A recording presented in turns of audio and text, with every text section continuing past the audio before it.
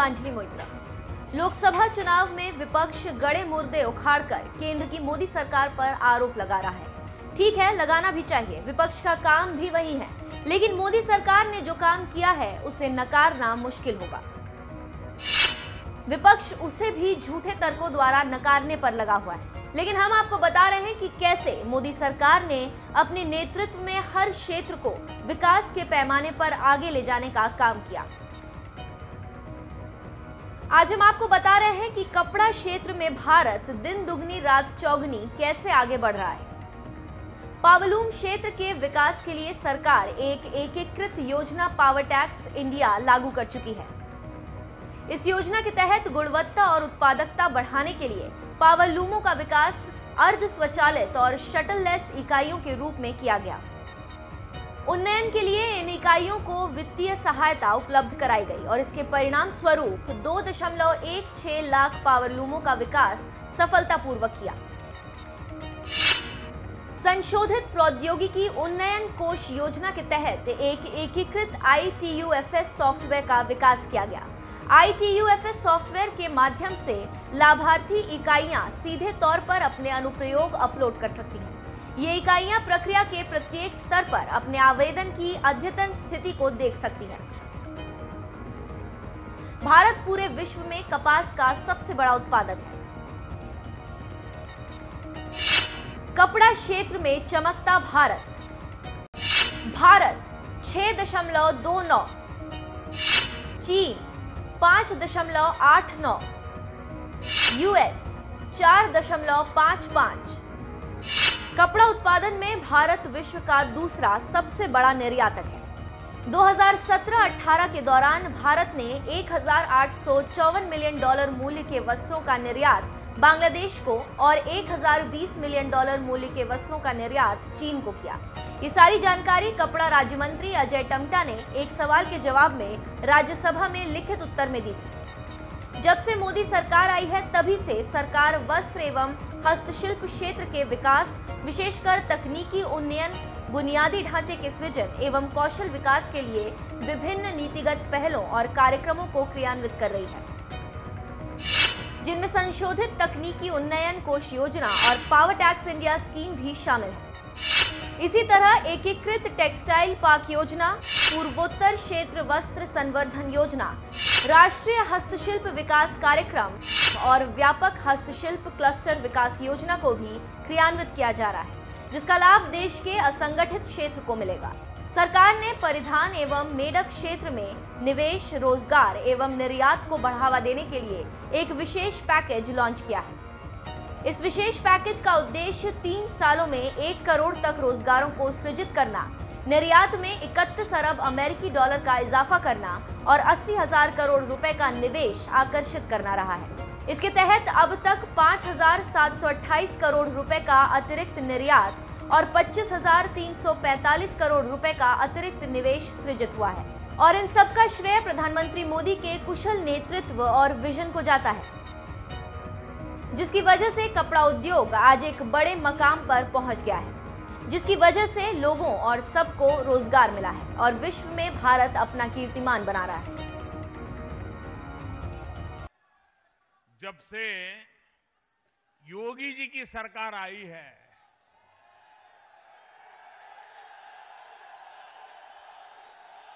तब से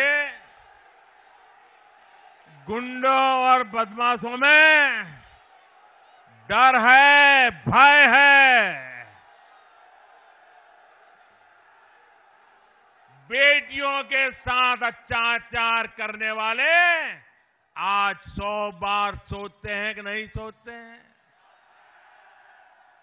क्योंकि आपके इस चौकीदार ने ऐसे लोगों को फांसी तक का प्रावधान कर लिया है।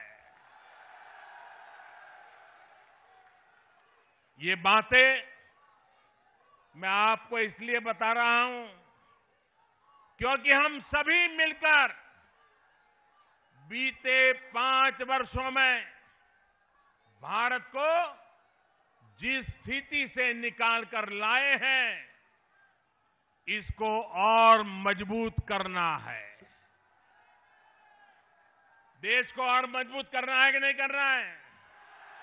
देश मजबूत होना चाहिए कि नहीं होना चाहिए?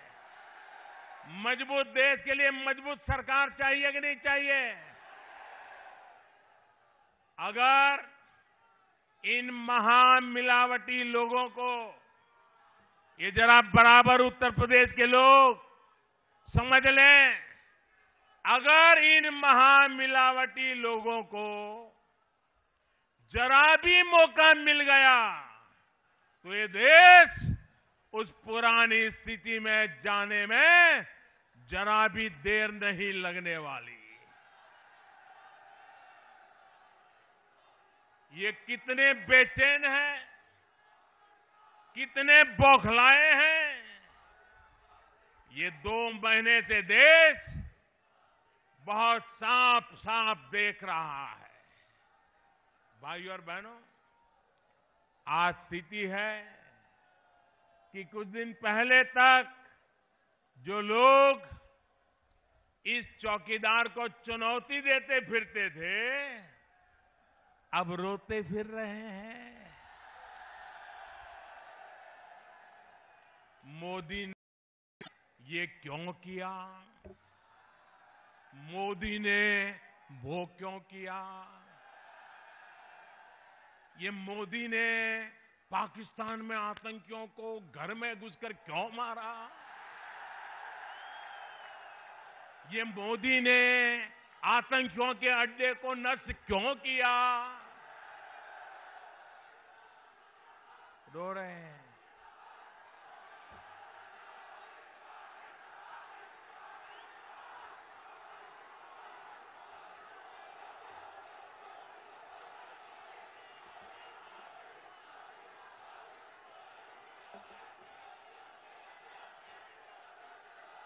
साथियों,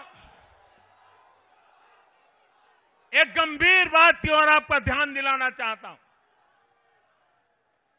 ये सारे महामिलावटी लोग आज कौन पाकिस्तान में ज्यादा पॉपुलर होगा, कौन पाकिस्तान में हीरो बनेगा, इसकी स्पर्धा में लग गए हैं। वहां की मीडिया में छाए हुए हैं। उनके नाम की पाकिस्तान में तालियां बज रही है। भाइयों बहनों, आप ही बताइए, देश को हिंदुस्तान के हीरो चाहिए या पाकिस्तान के? हिंदुस्तान के हीरो चाहिए या पाकिस्तान के? मेरे प्यारे देशवासियों, मैं 130 करोड़ देशवासियों से पूछना चाहता हूं, क्या हमें सबूत चाहिए कि हमें सपूत चाहिए?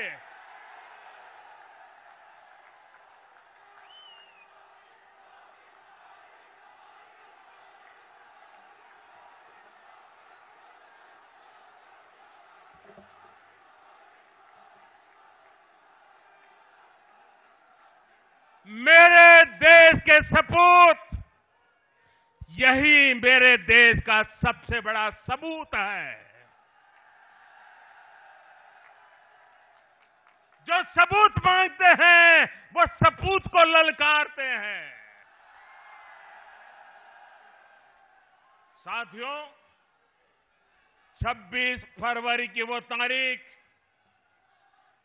जिसके बारे में सोचकर भी आतंक के सरपरस्तों की रूह कांप रही है।